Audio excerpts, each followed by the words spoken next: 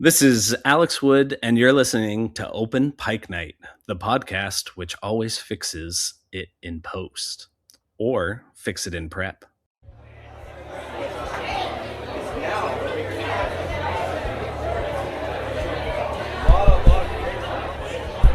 Is this thing on?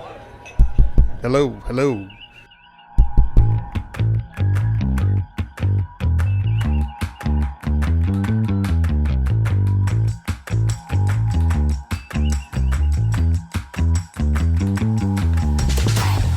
Welcome to Open Pike Night, the Strange New Worlds podcast where your calls are the prime directive.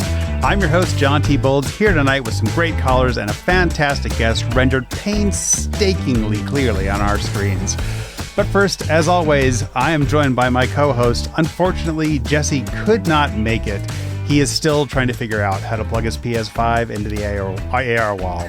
But joined, as always, by my co-host, the man who should not be allowed to use the AR wall because he would use it to make himself the hero of every 80s movie, host of Green Shirt, Cameron Harrison. Yippee-ki-yay, Mother Trekker. And tonight we are joined by a great guest in the studio. You don't know him. You've probably never seen him, but without him, the Strange New Worlds cast would be in front of a blue screen. Please welcome to the Open Pike Night stage, visual effects supervisor, Alex Wood. Hey guys, thanks for having me. Oh, thanks for being here, man. It's great to see you. We got to spend some time up on the set and met you in person back in December, and man, you got one of the best jobs ever. I do actually, and that's often how I describe it. Is I get invited to all the cool stuff on set. Never have to sit through any of the boring drama when I can just get invited to the explosions and the stunts and the special effects and then put it all together. None of the briefing scenes. Exactly. Yeah. Very nice. Yeah, that was going to be one of my questions. Are you just there for those specific scenes? And it makes sense, yeah. No. We're actually, we're there. I have a team on set, actually. So I supervise all of the production side of things in Toronto for all of the Star Treks. Okay. So not just Strange New Worlds. Mm-hmm. So I have a team of myself and then another on-set VFX supervisor, as well as a data wrangler and a coordinator on set as well. So we are there actually for these shows throughout the entire filming, not just when there's visual effects. Mm-hmm. Often because things come up, they have questions and they say, "Hey, we're going to point that camera where we said we wouldn't." And then we say, okay, but it's going to be this amount of money. We have some questions about that. Yeah, exactly. That's good to hear. That's awesome. Well, let's go back a little bit before your time on set. Then I see, for those who are not watching the video version, we've got a Jurassic Park poster, Transformers, and Star Wars behind you. Sounds like you've been a movie fan for some time. When did you first kind of get into movies and think, like, I want to work in that field? Like, what's your brief story there? Yeah, so when I was actually 7, I was going to a movie with my dad was actually taking my older brother and his sister to a movie. They were only a few years older than me at the time, but I was 7 and I got dragged to see Jurassic Park in theaters. Kicking and screaming? Yeah, exactly. So, as a kid, you're like, oh, yes, dinosaurs, but it terrified the crap out of me. But after I saw it, I, of course, wanted to clone dinosaurs. And so I said to my mom, I'm going to be a geneticist and clone dinosaurs. Or if I can't do that, I'll be a director and make movies. And so one thing led to another. And I wound up, it's funny, I actually was listening to Chris Fisher's podcast that you guys did with him. And he was talking about Warehouse 13. That was actually one of my first shows that I worked on in Toronto. So I've known Chris for quite a few years now. We've seen that credit pop up a lot. Yeah, you guys just sit around and talk about war stories, Warehouse 13 stories. Exactly. So at that point, I still had the aspiration of being a director, and I was an executive producer's assistant at the time when Warehouse first started. And then I moved up to associate producer and sat in all of the meetings, broke down all the scripts for every department for the producer prior to the actual ADs starting. And that sort of led to my knowledge of how budgeting, how scheduling all worked.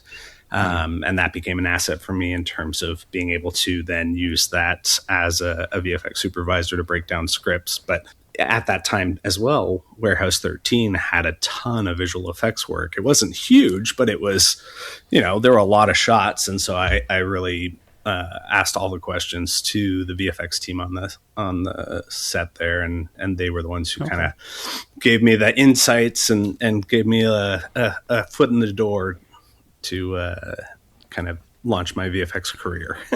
Awesome. Yeah. Well, I feel like I want to go back real quick because, us film nerds, we have this conversation all the time. And Alex, we actually have a professional here to maybe weigh in.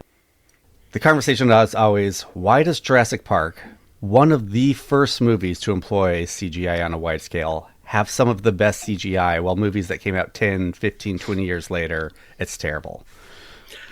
I'm gonna say, and it's the same thing. I think that is still the case. Is whenever possible, don't go full CGI.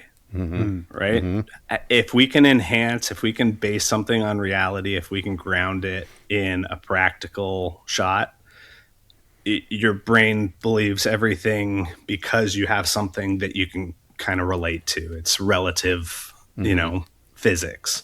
And so that's what they did so well, is they had the practical elements and did it practically right on screen, as well as like even the CG pieces that they needed still had an element of practical in it, and then just piece of CG, right? Like T-Rex running, you see those pieces, but the tree breaking, that's all rigged special effects, right? And the Jeep's real and the splashes are real. Like all those things help sell the illusion. It sort of just grounds it in reality. And that's what the best VFX are always, just enhancement as opposed to, fully rendered, in my opinion.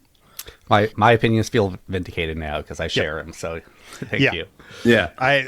For me, like personally, it's always been, this weighs nothing. This giant thing doesn't weigh anything. 100%. And I can tell that it doesn't weigh anything. I mean, the air should be moving differently around it. And right. Well, like Jaws is my favorite movie, and some people complain about how the shark looks fake, but I'm like, I don't care. It looks like if I fell on that thing's mouth, I would die. Like, puppet or not, it looks dangerous. Exactly. Yeah, you can see the water move around it. You can see...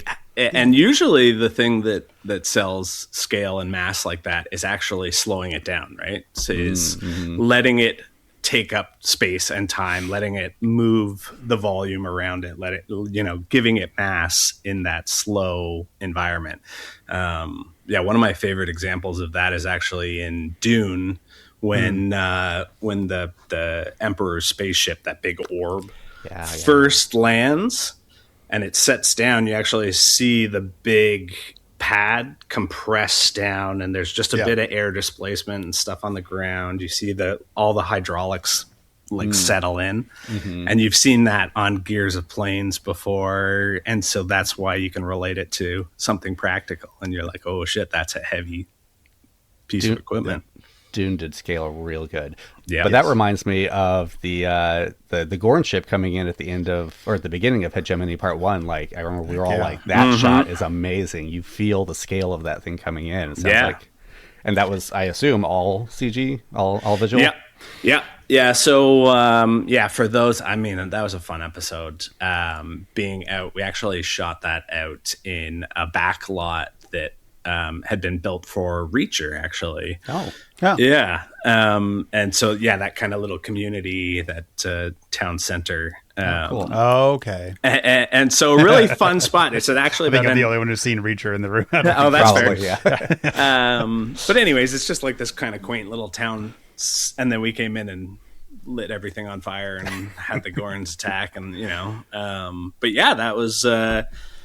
Obviously influenced by the likes of Independence Day and Close Encounters, that kind of thing. But that concept of, okay, how do you portray this massive thing, keeping it close enough to feel the size of it, but also big enough that it's entered the atmosphere, and so yeah, that's a cool one. I like doing those kind of shots. Yeah, I mean, I want to talk to you in general about scale. Another great instance, I think, was the scavenger ship.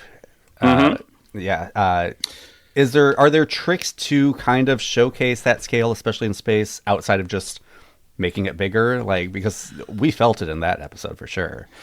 Yeah. So, I mean, one of the things that we learned early on, so, I'm sort of the boots on the ground kind of guy for Jason Zimmerman, who is the lead senior VFX supervisor of all of the Star Trek shows. And, he, has sort of entrusted me to be there on production side of things. But so we often have dialogue in terms of, how can we make things work for the CG side of things, especially in space? And one of the things we learned early on in Discovery was that it's very, very hard to show movement and scale in space without something else relative moving in the shot with you. So the best ways usually are actually to fill the frame beyond what you can register. So like for the ship to really sell scale is always to make it extend past the edges of the frame and sort of hold on to a piece that and that you can tell a relative scale to, a window, a nacelle, the bridge, and then let the rest of the ship take over. So those kind of things, as well as in space, just to see movement and stuff, little particles of debris and little wisps of atmosphere moving past at a fast rate. Those kind of things always help sell that we're actually moving and seeing something.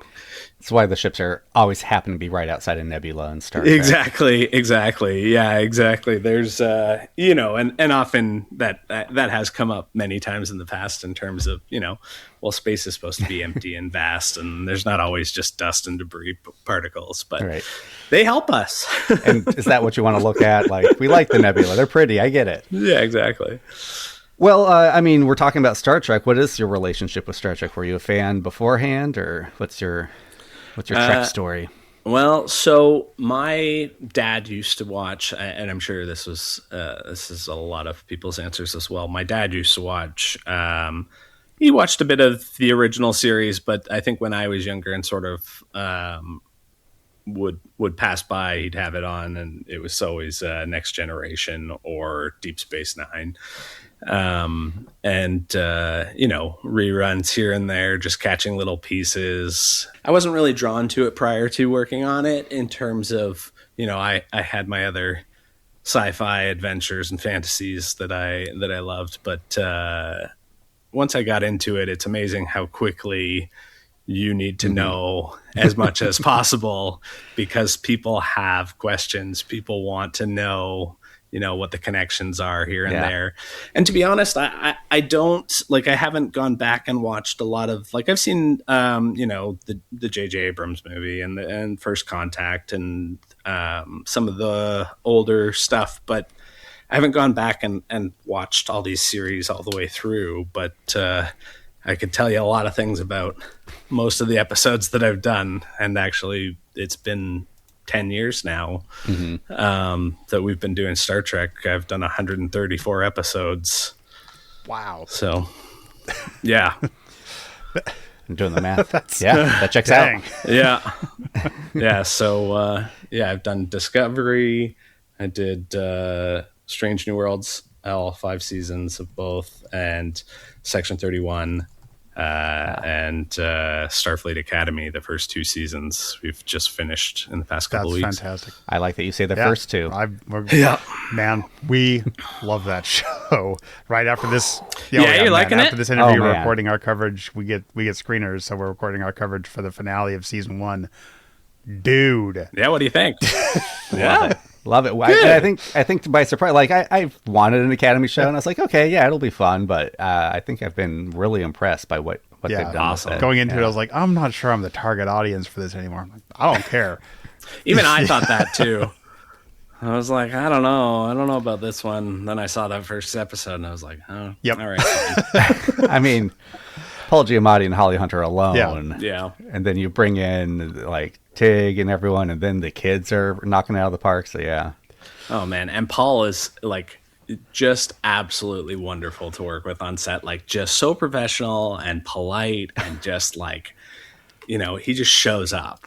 So It's awesome. He just switches into Yeah, was it Nuster? to evil. What's his To full name? evil. Yeah. Noose Baraka. Lucifer, that's it. yeah. Yeah. Lucifer. Right. That must be fun to watch, to see him switch back and It's forth. so That's- good. Yeah. There was so many great scenes with him. And have you guys seen the finale? We have, yeah. Yeah. And this will release after it Yeah. drops. Yeah. Okay, great. But let's go ahead and rewind 134 episodes. How'd you get hired for Discovery?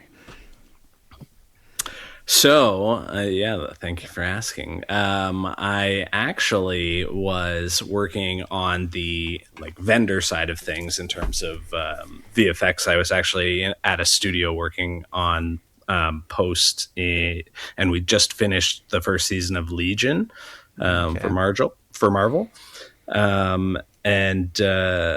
So when that ended, it was almost the day after. Like it was just like right after. And I actually had a friend that I was working with at that studio who'd gone over to Pixomondo, is one of our big vendors that actually runs the AR walls for us.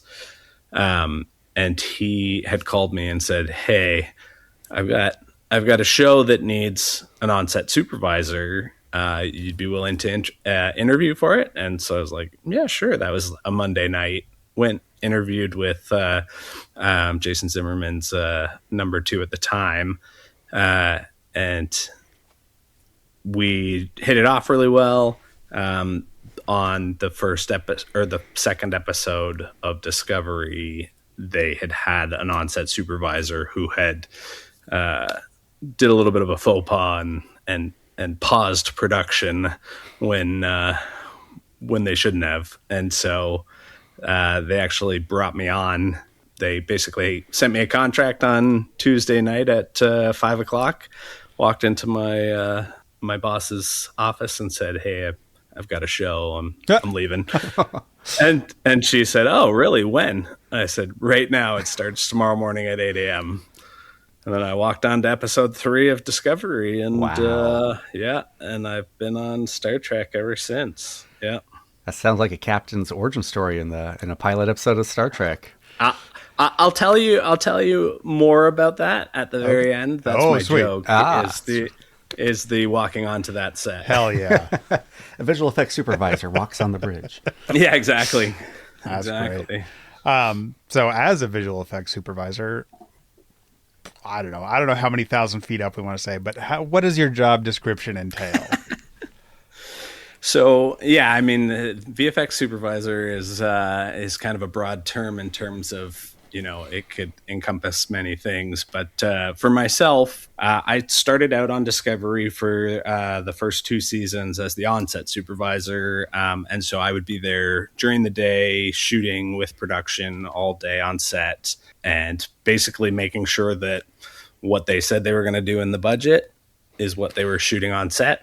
I would talk to the actors, talk to the director, talk to any of the crew that need an understanding of what they're seeing out that view screen window, what they are seeing on the blue screen. And back then it was all blue screen and green screen, and work with them, basically play imaginary all day and make sure that they didn't shoot anything that was going to cost them hundreds of thousands of dollars. Do you have a good tardigrade impression then? The tardigrade was my first episode. Yeah, exactly. Yeah. And working with Jason Isaacs back then too. Like, Oh, man. he was fantastic on set. But anyway, so then after on season 3 of Discovery, Jason hired me on as a full-time, like as the VFX supervisor that would basically supervise all of the productions. So I do all the prep and all the actual production side of things, and often oversee multiple shows at the same time, because Discovery and Strange New Worlds were overlapping a bunch. Section 31 overlapped a bunch with Strange New Worlds as well, and Starfleet and Strange New Worlds overlapped at the end. And so I'd have teams on both and do all of the prep, work with the producers, the writers, the directors, and go through, create VFX budgets, go through and work through all the shot listing with them, go to all the meetings, say, we can do this thing that you want to do, but if you do it slightly like this, it will allow for you to get 5 shots instead of 10, and so on and so forth. Basically, save them from themselves as much as possible. So you oversee more of the like how to integrate it and how to do it, as opposed to like what exactly. Okay. Right, exactly. And there is an element of what they'll actually be seeing. And like I talk obviously with Jason Zimmerman and Brian Tatatsky, our post team that are going to follow through on the actual VFX side of things. So there's an integration on that end in terms of, how we want to envision it. A lot of times too, we'll work with the production designers, Jonathan Lee, to figure out what those assets, what those ships or the environments want to look like, what they need, both from a practical set side of things as well as what we need from the virtual side of things to kind of bring the two together. As well as then I also oversee all of the virtual production as well, in terms of the AR wall, building those prior to actually shooting them, how to integrate them practically, where they blend on the floor, meeting the wall, what we need virtually prior to, scans of practical set pieces, shooting elements of background actors on blue screen, that kind of thing that we plug into the deep background. So you see all that kind of stuff integrated. So you probably see a script before almost anyone on the crew. Yeah, we get the very early versions of when they are available. They do change often, and we have to react as such. But for the most part, everybody works with us to try and at least give us what they feel within a reasonable doubt will be, the environment or the thing that we're trying to achieve in the end. Very cool. Yeah. Well, we do, like we mentioned, we have a few callers tonight. And first up, we have our good friend, Melanie. Hello guys, hi Alex, here's Melanie. I just wanted to say how much I enjoy the visual effects work on Star Trek Strange New Worlds and Starfleet Academy. The balance between classic Star Trek aesthetics and modern technology is really impressive. The visuals feel cinematic, but they never overpower the story or the characters. They expand the universe in a way that keeps the sense of exploration and wonder very much alive. I am also really fascinated about the use of the AR wall. It seems like an exciting way to create environments for the actors and make the worlds feel more tangible during filming. I was wondering what effect it has on the actors in practice. Does it make scenes easier for them to play compared to traditional green screen? And as viewers, are there things we might notice on screen that come specifically from using the AR wall? I am also curious about the creative process behind the effects. How do you decide when to use what? Practical sets, LED environments, or fully digital shots, or whatever?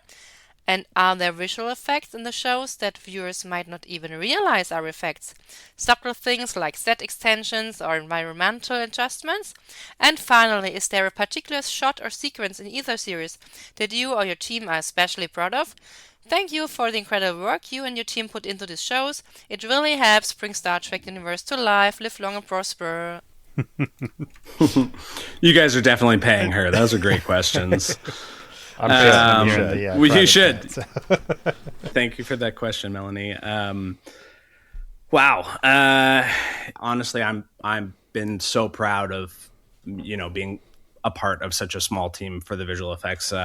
Every season we employ almost 600 artists throughout the world. There's so many different vendors that we use all around the world that contribute. It is just absolutely astounding the quality of the work that we achieve. And actually, I was talking to Jason Zimmerman now that both Strange New Worlds and Starfleet Academy are finished shooting for the seasons. Strange New Worlds for the series, he was saying we've done almost 45,000 shots over all the shows for Star Trek. Yeah. Do you know how many Strange New Worlds you've created? How many planets have you? Actually, I have. That's if you ever have Brian Tatotsky on, that's one to grill him with. He's our resident VFX supervisor on the post side of things, but he's also a very long-term Trekkie and knows canon as well as any of us. So here, let's dive into these. What are the benefits of the AR wall? The obvious one is always that the actors actually can see what they're shooting, and you get proper reactions and timing. You get proper light reaction on their skin. There's no, often with like shooting on green screen or blue screen, there's always spill that comes off. So it's light bouncing off the actual screen itself and then landing on the actors. And we have to paint that out, essentially despilling it, taking away the green or the blue. And you don't run into those kind of issues with the AR wall. There are certain issues that you still have to look out for. And that's sort of what we're on set battling, oftentimes with the AR wall. One of the like tricky sides of it is that all of the light that comes off of it is soft light. It's not actually hard light, like a sun or a star would create.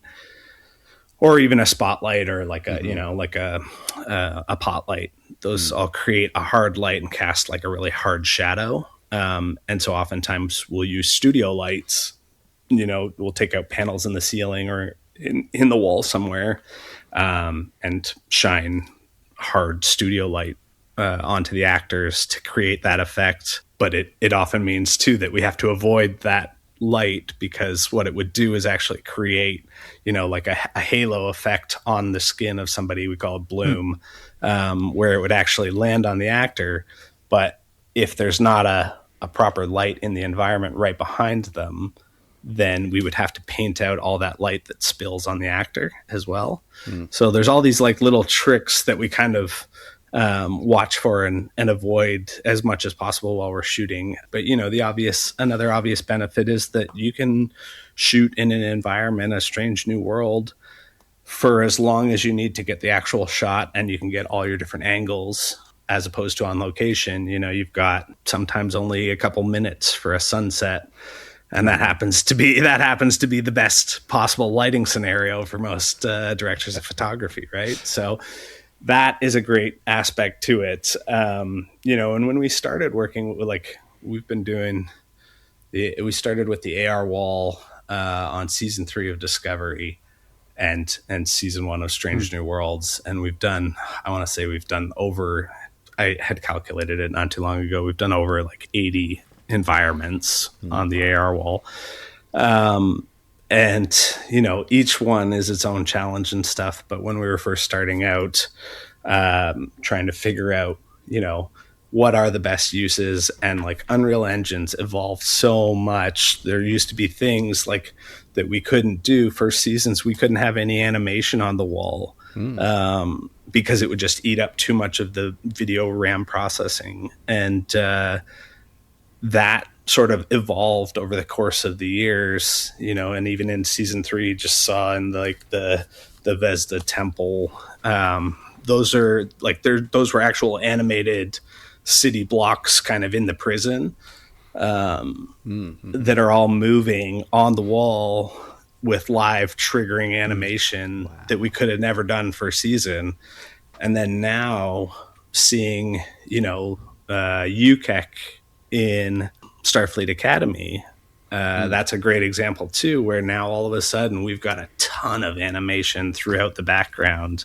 That was an amazing set. I don't want to divert from Strange New Worlds, but that was an amazing set. We have our Academy questions for the end, so we'll that's feel fair. free to talk about it. We've come, like, just such a long way in terms of what we can now do on the wall compared to when we first started. And so like the benefits kind of keep growing. But one of the early questions that we definitely got when we were sort of making that jump to the AR wall was, all the producers would say, well, will it save us money? Mm-hmm. And I said, it won't save you money, but it will gain you production value. You will, instead of having a page-long scene that was all green screen and maybe 15 shots that was going to cost you $300,000 or $500,000 to shoot because there's so many green screen shots, what winds up happening in all of those scenarios prior to the AR wall is you would wind up just cutting away those shots to, you'd have one wide establisher and then one or two pieces of coverage. Whereas now you can have a whole scene walk and talk through. You can have multiple shots that you couldn't afford because you now have it available to you. And so now you want to shoot the shit out of it, right? You might as well. You paid for it. So, get as much as you possibly can. Have you noticed how media these days seems to all be owned by corrupt billionaires who don't really care what you think? Well, there is one place that still isn't like that, and that's Open Pike Night. A podcast like this is only possible with listeners and callers like you. You help us make something outside the influence of those corrupt billionaires. Something that really gets to the core of why we love Star Trek, and in a place that nobody can tell us not to be happy about it. But building a space like that costs money. Not to you, the show is still free, of course, but it costs us money to make this show. It also costs us time and a fair amount of energy. And costs, as I'm sure you're aware, don't ever go down, they only go up. So if you're interested in maybe helping out an independent podcasting space like ours and making sure that we stay free of the grasp of the technocrats, then consider going to patreon.com/openpike. You can support the show for as little as $2 a month, and you will get ad-free episodes. Now I hear you. There are no ads on Open Pike Night, but guess what? You're listening to an ad right now for Open Pike Night, which, you already like, so it's not really like we're trying to sell you something you don't want here. If you can support right now, it would be deeply appreciated, and you're still going to get the same great interviews and episodes from Open Pike Night that you've come to know and love. Now, you can go anywhere that you want, but you can stay here for the rest of this episode. Do you have the ability, like if a director's on there and says, you know what, this is fine, I want to shoot at 5 p.m. instead of noon. Do you have the ability to change time of day or like that? So we do more so now. So one of the things, and kind of a misconception for a lot of first time directors using the production wall and stuff coming in, they're like, okay, well, I've seen some tutorials on Unreal Engine and I've played Fortnite, so you can do all of these things, and it has the capability, but the wall runs in a different capacity than a regular computer, right? Like that computer is running at one optimized CPU or GPU that can handle that thing, whereas now you've gone and taken something that is 4K and turned it into 26K on 9 different computers with tons of RAM. Like it's just exponentially bigger. That the show must. It is. Wow. Right. Yeah. And so that's one of the great things, because we've worked with that company that I was saying, Pixomondo, they've been a real pioneer in terms of the VAD process, the virtual art production process, where they actually have, engineers on set with us that are basically like Epic Game Engine engineers. Like they know this software inside and out and like build prototype software and plugins for us all the time. And so like that's been a really cool process in terms of seeing them, have things evolve and where they kind of push us to kind of get more out of the wall as we go. And actually just speaking of the wall itself, I heard you guys talking to Chris Fisher about the video games aspect of it. And don't tell him I'm telling you this, but on Discovery, we actually had, and so again, one of those, Pixamondo geniuses, again, in Matt Swanton, he managed to rig up Mario Kart on the wall. Man. So they were playing Mario Kart via the Switch on the wall, but inside of the Discovery shuttle while it was on the airbags. And so the special effects guys were doing this with the shuttle, rocking it around while somebody's holding on to the controller trying to steer Mario Kart through. Life goals. Even Sonequa had a That's fantastic. Oh man. Yeah, that was really fun. And actually that same guy for the finale of Strange New Worlds, no spoilers, when we were sort of had wrapped and our very final day of shooting was actually at the AR wall, and we'd wrapped and everybody was sort of giving their speeches. He'd already assembled this basically, a big graphic that said Strange New Worlds season 5 finale, and it had an Enterprise and a shuttle that he then passed me the controller, and I could fly the shuttle around while he flew the Enterprise around, and we fired phasers at each other and fired off fireworks while everybody's giving these speeches. I was so distracted, I didn't hear a single speech. That's awesome. Oh, so cool. And then what else did she have here? How does the show decide when? So how does the show decide when to go practical and when to go visual effects? A lot of it is money based and timing wise as well. So with so many of the departments, they get the scripts sort of when we do, and they have kind of timelines in terms of our department can only build a practical set so quickly. And props can only build a prop, or costumes can only build a costume so quickly. And so, we usually are the catch-all in terms of, can visual effects help? And if our numbers are more conducive than theirs and the timing, it usually falls to us. But yeah, I'll be the first on set to say, keep it practical. Is there a practical shot from this series you're especially proud of? Oh, there's so many. Most of them are actually in the seasons that I can't talk about. They're so good.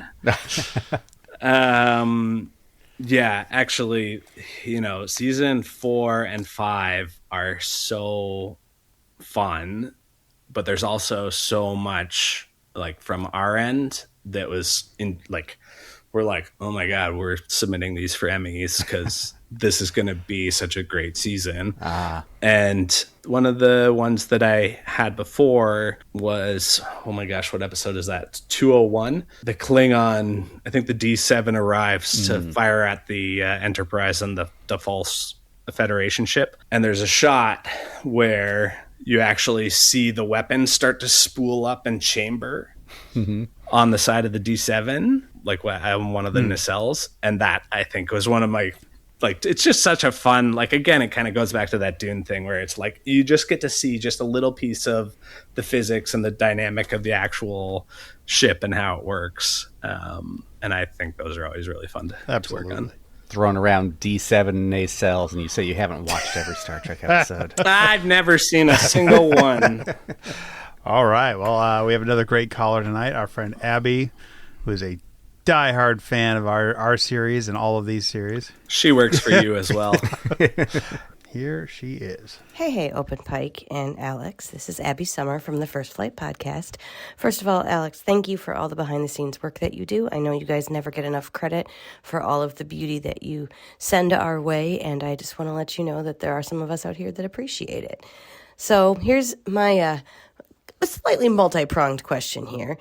Can you tell me a little bit about the similarities and differences between working on the 2 Trek shows that you did, Strange New Worlds and Academy, and if there was anything that surprised you in the differences there, especially in the planning stages. I know Academy was new out of the gate, and Strange New Worlds has been around for a bit at this point. So is there a different way of planning the shots or thinking about the shots or things that you want to do with the shots? And can you talk about a little bit how things have changed just in the time that you've been working on Trek in your capabilities, in the technical aspects of what you do, and what has gotten better or worse in your opinion, what has gotten easier, what has gotten harder, and what surprises you that you thought you would never be able to do that now is not a big deal. So I hope this finds all of you and yours well, and we will talk soon. Wow. Yeah. I've heard her voice on some of your other ones too. Yes. She's definitely on your payroll. Thank you, Abby. That's very kind of you. Yes, we always love the praise, and just to be noticed is always nice to actually get a chance to hear that people are enjoying our work. Because there's a lot of us, the wizards in caves, that don't get to see the light of day because they're working on shots, and so everyone appreciates always hearing that. Oh, what are the differences in working between the 3 Trek shows? It's funny that you asked that, because there are very stark differences in terms of, and it's always the the creators, the showrunners, and then the cast, obviously. So, one of the things about Starfleet and Discovery, working with Alex Kurtzman and Olatunde, they have this need, or this drive to do really, really cool things. They want to push the envelope. They want to go as big as possible. And, so those are when we come into those meetings, we know, they're going to challenge us. They're going to push us to think of new ways to do things. One of the biggest things on Starfleet I can't talk about, but it's Olatunde directed the first episode of the second season, and he had this idea for a very big effect that involves all the different departments to come together and, brainstorm how we do it physically, how we interact with each other, and what that sort of wants to look like, and how we accomplish it. And, I find that aspect, their teamwork is very collaborative in that sense of, all these departments are really working to try and better each other's work and enhance each other's work. And so that's just a really cool way of working and bouncing ideas off of each other. And we talk about the craziest things and get paid for it. So that's so much fun. And then, on the other side of that, with Strange New Worlds, Henry and Akiva, they're such fans of Star Trek and, the original series and Next Gen, and they have exactly what they want, and they know what they need to accomplish it. And then they consider, one of the things that Akiva actually said on the final episode to me was, because he was directing the final episode of Strange New Worlds, and he said, one of the things I've learned as a director was to surround yourself with experts and then ask them how to accomplish something. Let the experts guide you. And so that's sort of, and when I look back at it, that was sort of always his philosophy in terms of how he worked and how he sort of ran that show. He let the department heads say, I hear you. This is the best possible way to accomplish that. And so on that side of things, it's collaboration in a completely different way, but at the same time, still very collaborative. With Strange New Worlds, we also found too, because it was sort of a tighter, contained series in terms of the grand scale of things. They always knew what they wanted to put on screen, right? They didn't say, oh, well, it might be 5 or 10 shots. They said, no, it's going to be this one big shot, right? And that's sort of what set them apart in terms of you got such amazing value for your money because they know exactly where they wanted to spend it and what they wanted to see out of it. And then with, Strange New Worlds and Discovery, you get lots of big spectacle, but there's so many shots, so much, eye candy, I'm going to say. Yeah, I got to see some of your and Kiva's working relationship on set, and it was a lot of fun. You guys seem to have a lot of fun working together. Yeah, like I said, we've known each other for all of those years because he actually he was on Discovery first season as well, and I don't know, he took a liking to me, and I'm very thankful for it. I bet that goes a long way. Yeah, for sure. And then what are the changes to your work that have occurred since you began Discovery? I mean, obviously, the AR wall aspect of it. We used to go on location, the first 2 seasons of Discovery had tons of location shooting, and actually season 3 as well. They shot in Iceland, they shot in Jordan, and now it's what can we create? And we don't get to go to all those fun places. So, there's a little bit of bittersweet aspect to it. Hi, but Toronto. Yeah, exactly. But you don't have to be stuck out in the cold all the time, which is nice, I guess. So, that tool has been a big change in terms of not having to shoot things on green screen, on blue screen. The actors always love it. Strange New Worlds, in season 4, at the beginning of season 4, early on, there is an environment, and you'll know as soon as you see it, where the actors came out on set at the beginning of the day, and they just stopped everything. Anson, Rebecca, Babs all came out on set at the beginning of the day, and we stopped. We paused after doing our crew blocking, that they show us the whole scene, and they just basically announced, guys, this is the most amazing use of the AR wall. This is the best environment that we've ever seen. It's so seamlessly integrated. It helps us immensely.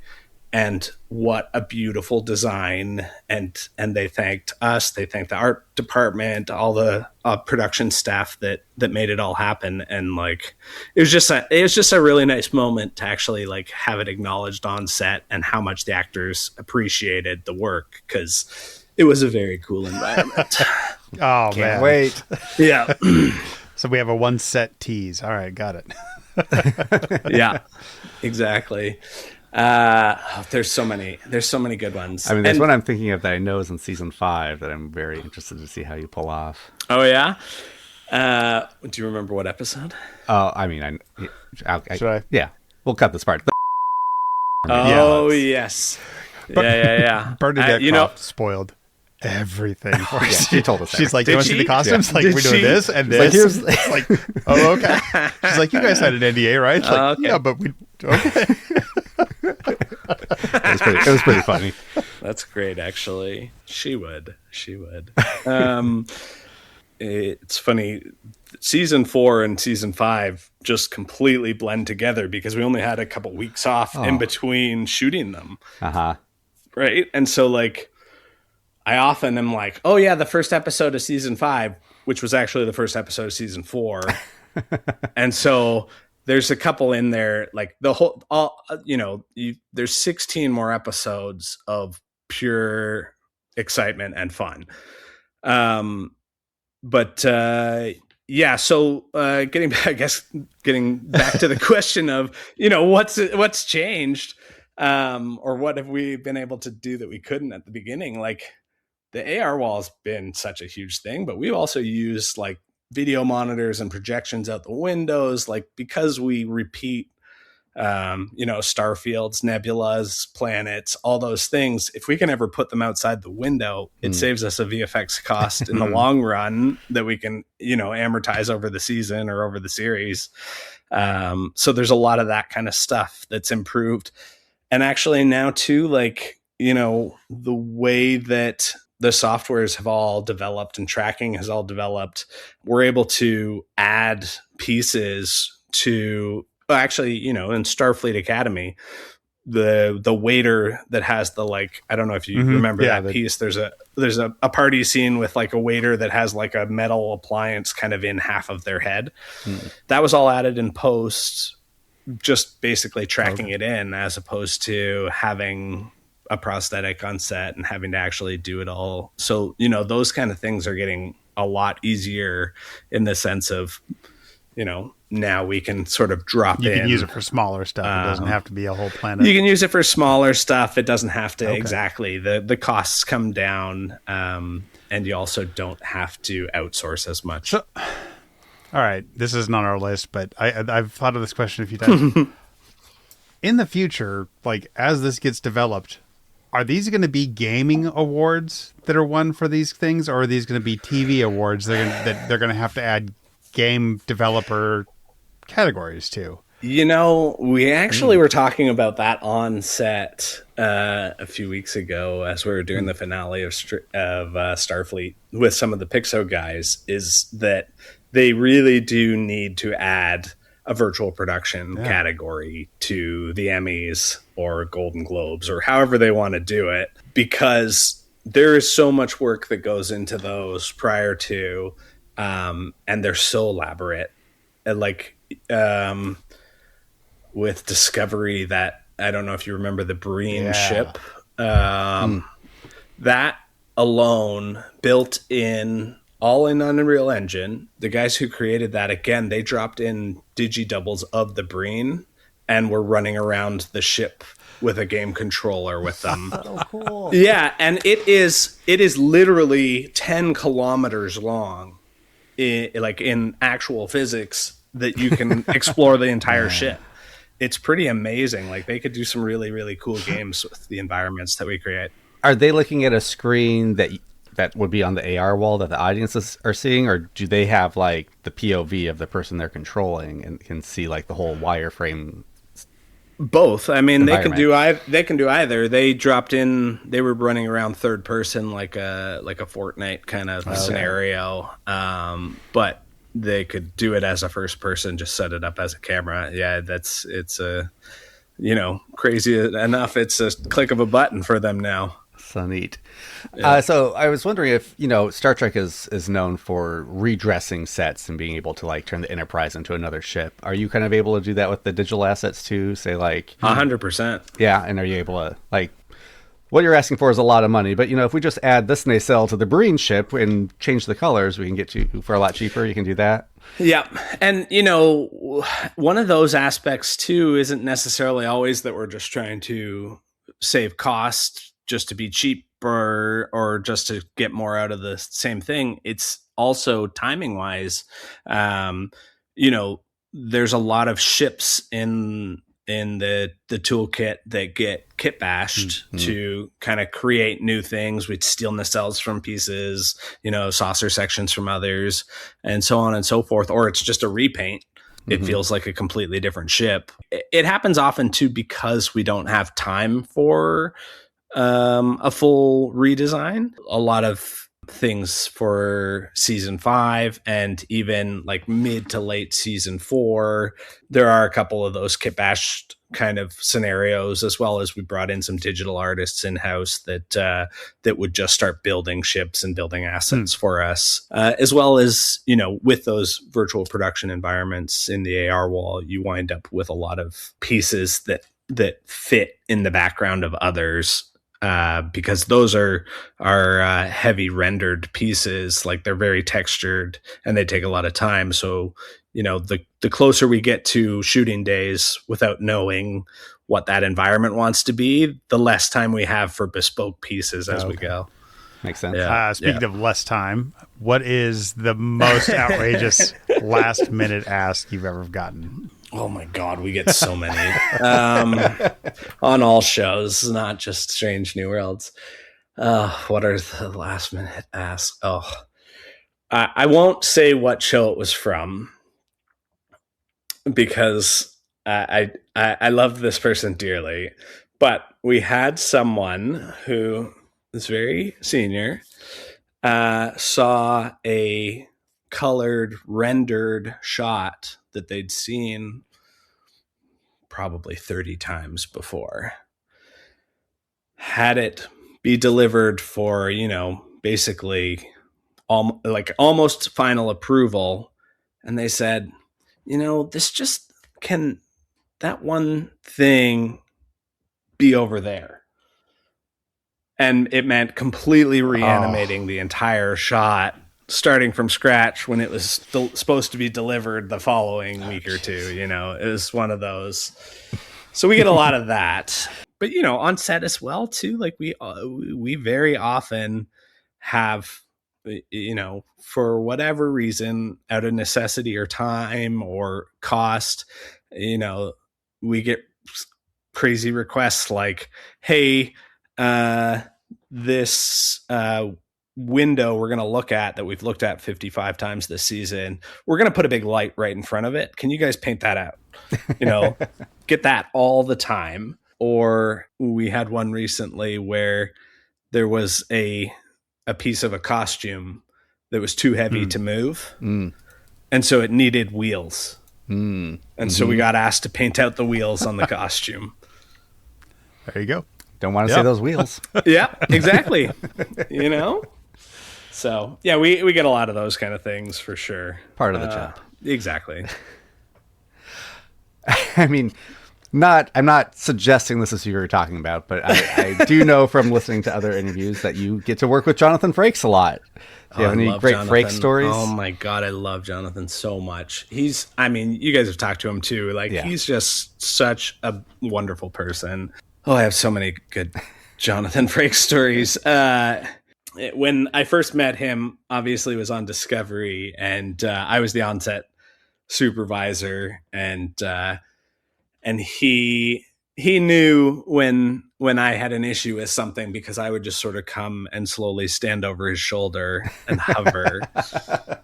And then a few years later on Discovery, he was on set, and I had a question for him about something within his episode where we needed to change it, and we couldn't afford something, so we had to change something else. And I came down to set, and he didn't like the outcome of what I had to change. Mm-hmm. And he said, "Alex, you used to be a sweet little kid. Now you're just a ball buster." I can hear him saying that. Yep. Yeah. But yeah, he's so lovely. My wife actually is a huge, huge fan of Jeannie's, his wife. And so she was like, one of the storylines in I think it's General Hospital, Days of Our Lives. Anyways, don't tell my wife I didn't know. Don't tell Jonathan Frakes I didn't know.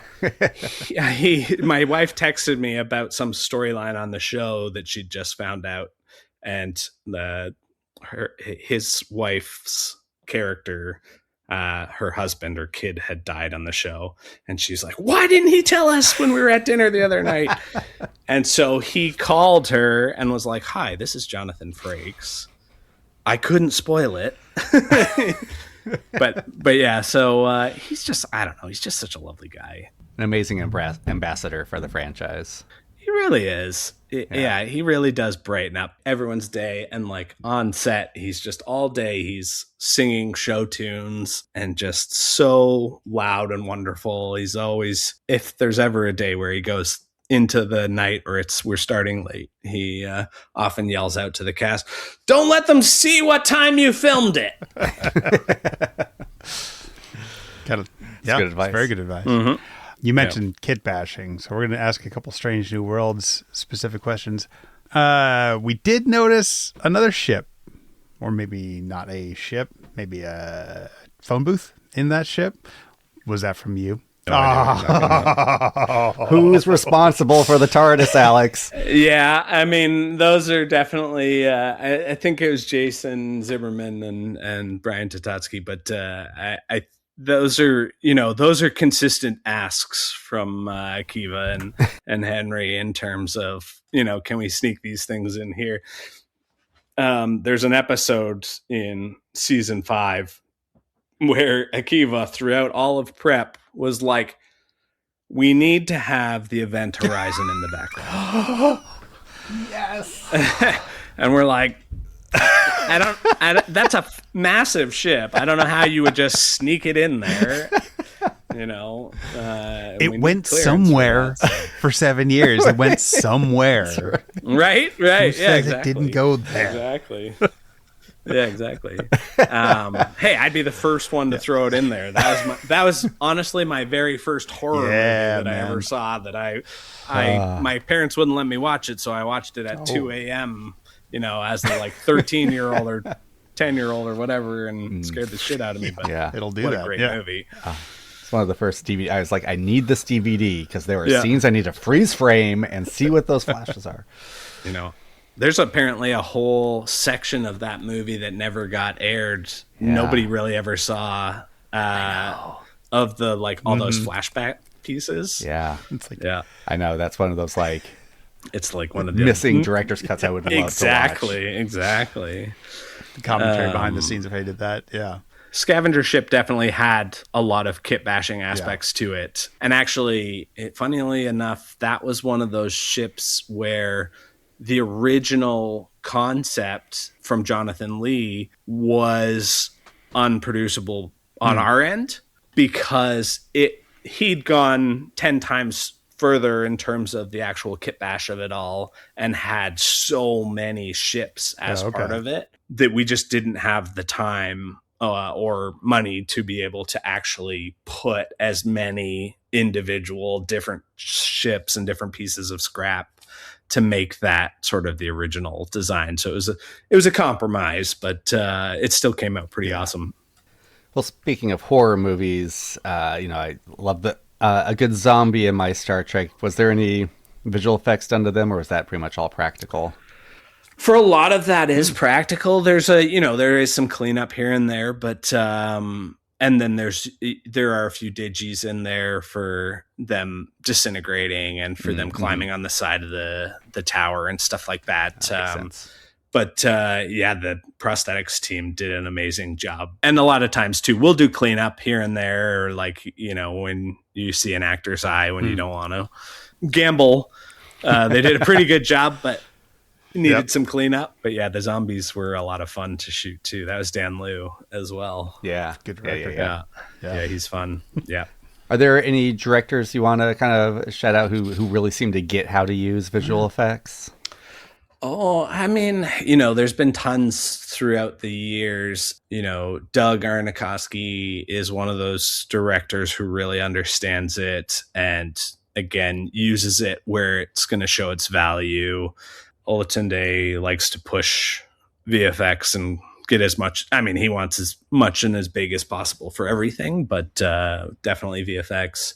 And then, Dan Liu actually is a great example of he comes from an editing background and has such a great vision of how he wants things to play out and how to get there and make it still very stylized and conceptual. So he's a great director to work with as well. Yeah. Very cool. Makes sense. Yeah. Well, let's talk a little bit about Starfleet Academy, because that's what everyone's watching right now. Sure. You've talked a lot about windows. We know there's a big window that they all like to stand in front of and look out at, and then while their log is going. Is that AR wall? Is that a screen on the set? It is a bit of a hybrid. It's a bit of a thorn in our side, if I'm going to be honest.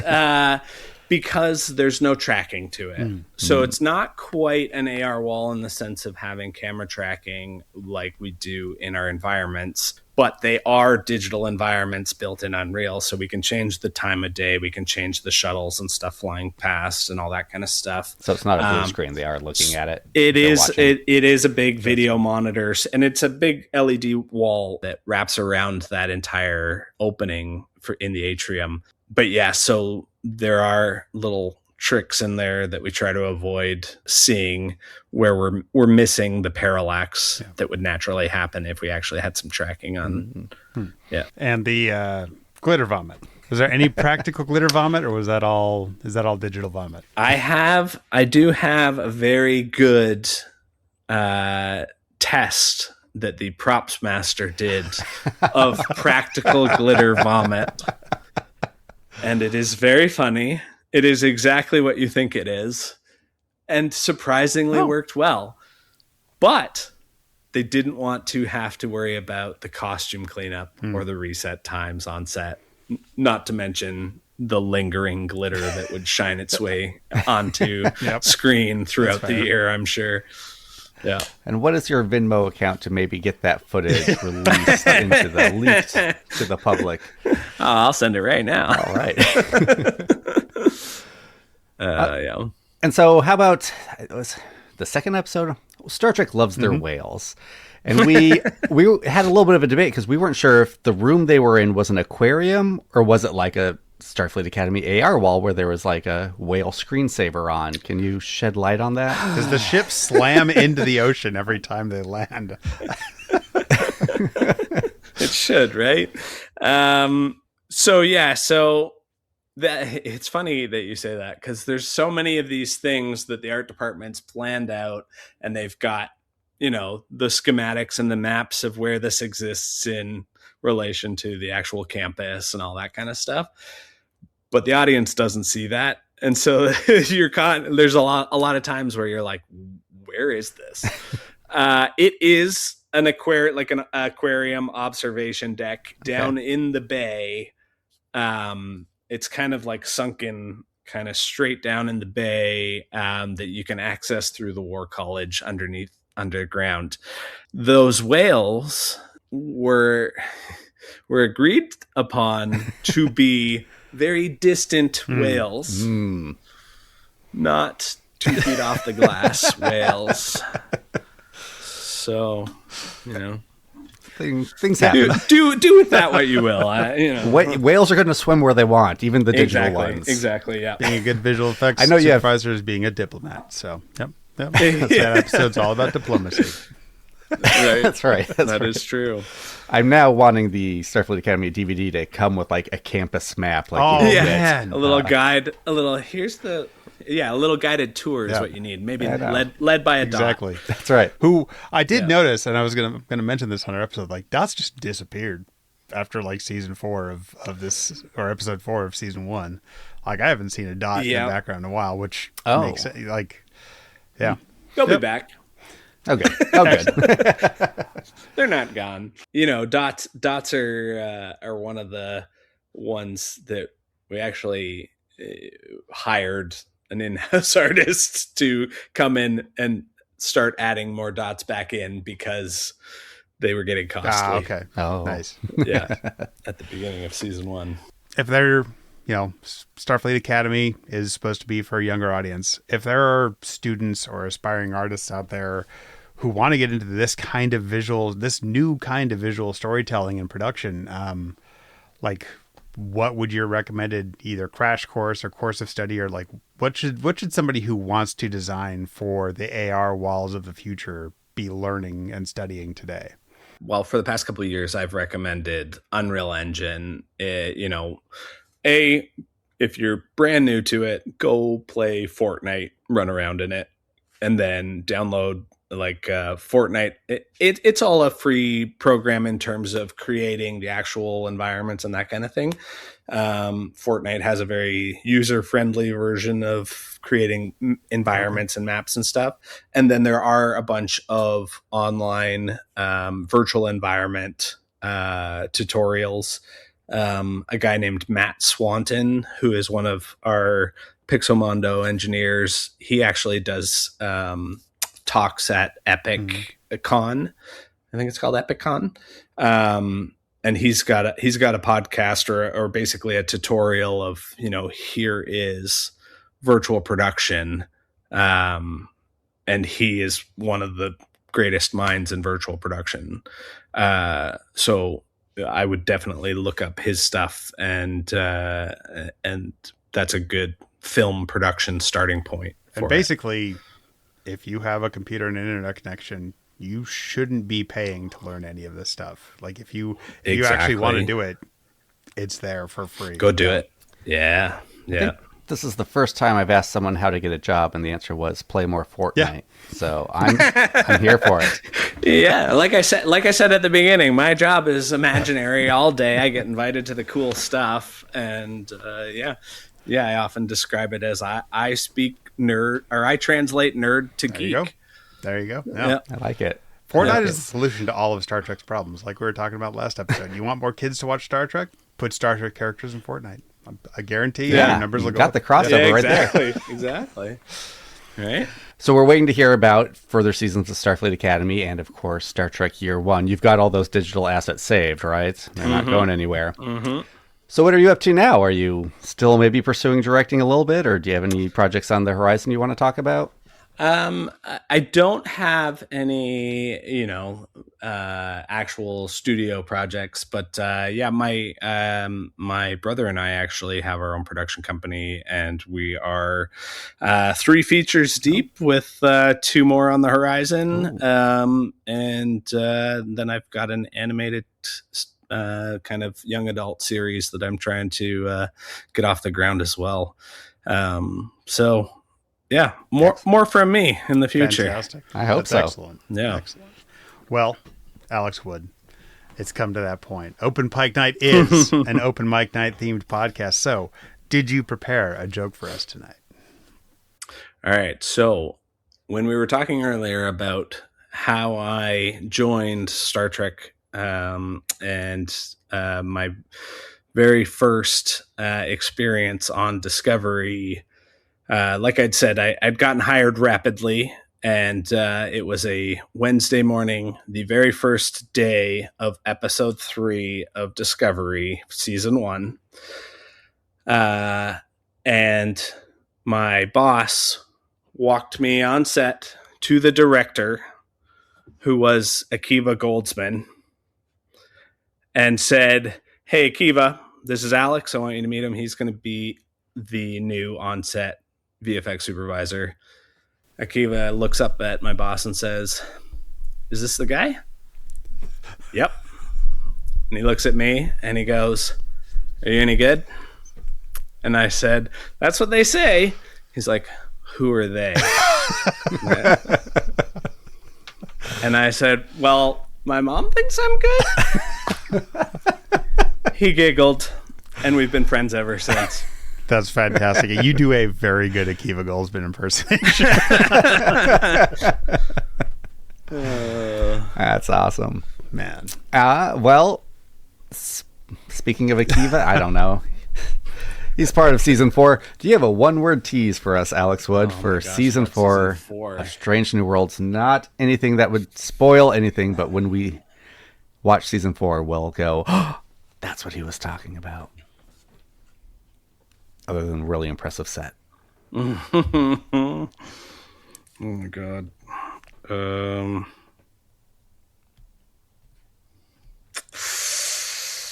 Jeez.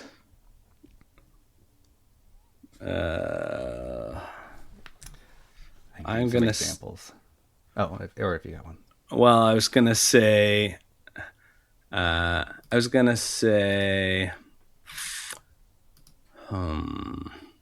Well, it's funny. It's funny actually. Hearing Chris talk, I was like, "Oh man, he gave away a big spoiler." Not on what he said as the teaser, but somewhere earlier on. I tried to cut some stuff out. I must have missed something then, because I actually cut. No, it's good. It's good. You'll realize later, and it works great. I'm going to say, can I say extinction level? Ooh, sure. That's great. Yeah, let's say that. All right. Well, that talking about scale. There we Yep, go. Exactly. Yep. All right. It's going to be fun. You'll enjoy it. Oh, hell yeah. I can Man, guarantee that. The next 16 episodes are going to be nuts. And we cannot wait to get you back to wrap up those 2 seasons. And Well, thank you so much, Alex. This was an amazing conversation. Thank it was you guys. really great to meet Happy you in have person. it. Really great to have you here on the show and have our audience get to meet you too. And we look so forward to, 3 seasons of Star Trek that you've worked on that we haven't even gotten to see yet. So, Yep. Much more to come. excellent. All right. Thanks, guys.